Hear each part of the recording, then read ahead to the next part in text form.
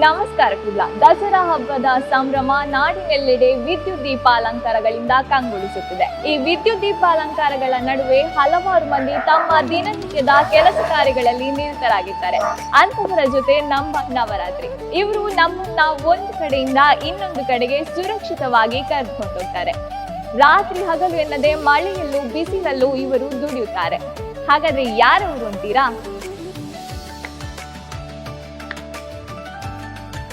ಅವರು ನಿಮ್ಮೆಲ್ಲರ ನೆಚ್ಚಿನ ಆಟೋ ಡ್ರೈವರ್ಸ್.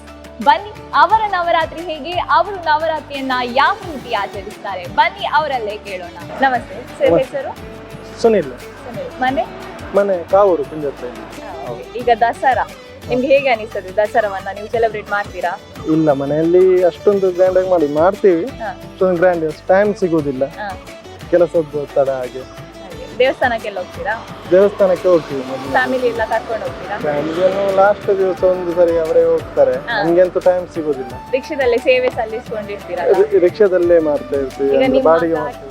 ಈಗ ನಿಮ್ಮ ರಿಕ್ಷಾದಲ್ಲಿ ಫುಲ್ ಬರ್ತಾರೆ ಪ್ಯಾಸೆಂಜರ್ಸ್ ಎಲ್ಲ, ಅವರೆಲ್ಲ ದೇವಸ್ಥಾನಕ್ಕೆ ಹೋಗ್ತಾ ಇರ್ತಾರೆ. ಆಗ ನೀವು ಅವರೆಲ್ಲ ದೇವಸ್ಥಾನಕ್ಕೆ ಹೋಗುವ ಕ್ಷಣ ನಿಮ್ಗೆ ಫ್ಯಾಮಿಲಿಯನ್ನ ಕರ್ಕೊಂಡು ಹೋಗ್ಬೇಕು ಅಂತ ಅನಿಸುದಿಲ್ವಾ? ಹೋಗ್ಬೇಕು ಅನಿಸುತ್ತೆ, ಆದ್ರೆ ಏನ್ ಮಾಡೋದು, ಮನೆದ್ದು ಕೂಡ ಸಮಸ್ಯೆ ಇರುತ್ತೆ. ಅದಕ್ಕೆ ಕೆಲಸ ಮಾಡ್ತಾ ಇರ್ಬೇಕಾಗುತ್ತೆ, ದುಡಿಬೇಕಾಗುತ್ತೆ. ತಿಂಗಳಿದ್ದು ಲೋನ್ ಕಟ್ಲಿಕ್ಕಿದೆ. ಈಗ ನೀವು ಪ್ಯಾಸೆಂಜರ್ಸ್ ಅನ್ನ ಕರ್ಕೊಂಡು ಹೋಗ್ತಾ ಇರ್ತೀರಾ, ಆ ಕ್ಷಣ ನಿಮ್ಮ ಮನೆಯವರ ಕಾಲ್ ಬರ್ತದೆ. ಕಾಲ್ ಬಂದವರು ಹೇಳ್ತಾರೆ ದೇವಸ್ಥಾನಕ್ಕೆ ಹೋಗುವ ಬನ್ನಿ ಅಂತ. ಆಗ ನೀವು ಏನಂತ ಹೇಳ್ತೀರಾ ಅವ್ರ ಹತ್ರ? ನಾವು ಹೇಳ್ತೀವಿ, ಈಗ ಬಾಡಿಗೆ ಇದೆ, ನಮ್ಗೆ ಬರ್ಲಿಕ್ಕೆ ಆಗುದಿಲ್ಲ, ಪುರ್ಸೊತ್ತು ಸಿಗೋದಿಲ್ಲ, ಹಾಗೆ ಅಂತ ಹೇಳ್ತೀವಿ.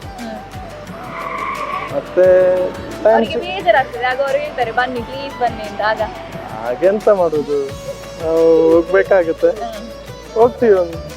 ಹಾಗೆ ಯಾವಾಗ್ಲೂ ಹೋಗ್ಲಿಕ್ಕೆ ಆಗಲ್ಲ, ಕಷ್ಟ ಉಂಟು, ದುಡಿಬೇಕು. ಹೌದು, ಮನೆದ್ದು ಕೂಡ ಸಮಸ್ಯೆ ಉಂಟು, ಲೋನ್ ಕಟ್ಟಬೇಕು, ಅದೆಲ್ಲ ಸಮಸ್ಯೆ ಇದೆ. ಈಗ ರಸ್ತೆ ಫುಲ್ ದೀಪಾಲಂಕಾರದಿಂದ ಕೂಡಿರ್ತದೆ, ನೀವು ಗಾಡಿಯಲ್ಲಿ ಹೋಗ್ತಾ ಇರ್ತೀರಾ, ಹೇಗೆ ಫೀಲ್ ಆಗ್ತದೆ?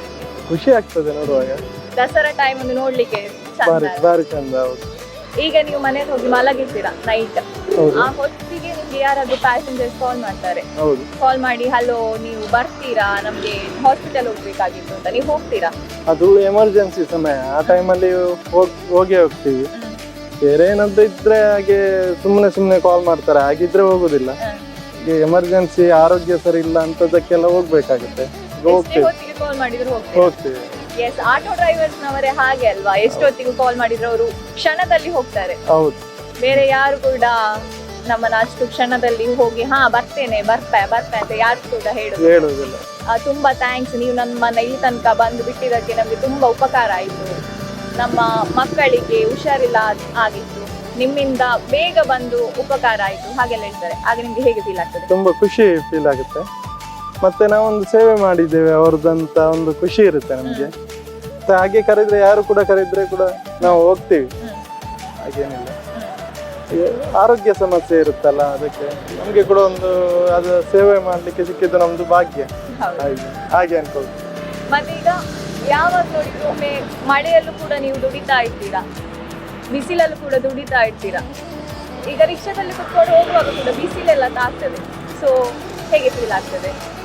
ಆಗುತ್ತೇವೆ, ಏನ್ ಮಾಡುದು, ದುಡಿಲೇಬೇಕಾಗುತ್ತೆ. ದುಡಿಲಿಲ್ಲ ಇದ್ರೆ ಜೀವನ ಸಾಗಲ್ಲ. ಫ್ಯಾಮಿಲಿ ಸಮಸ್ಯೆಗಳು ಯಾವ ಹಬ್ಬ ಇದ್ರು ನೀವು ದುಡಿಲೇಬೇಕು. ಅದು ರಜೆ ಮಾಡುವಾಗಿಲ್ಲ, ದುಡಿಲೇಬೇಕಾಗುತ್ತೆ.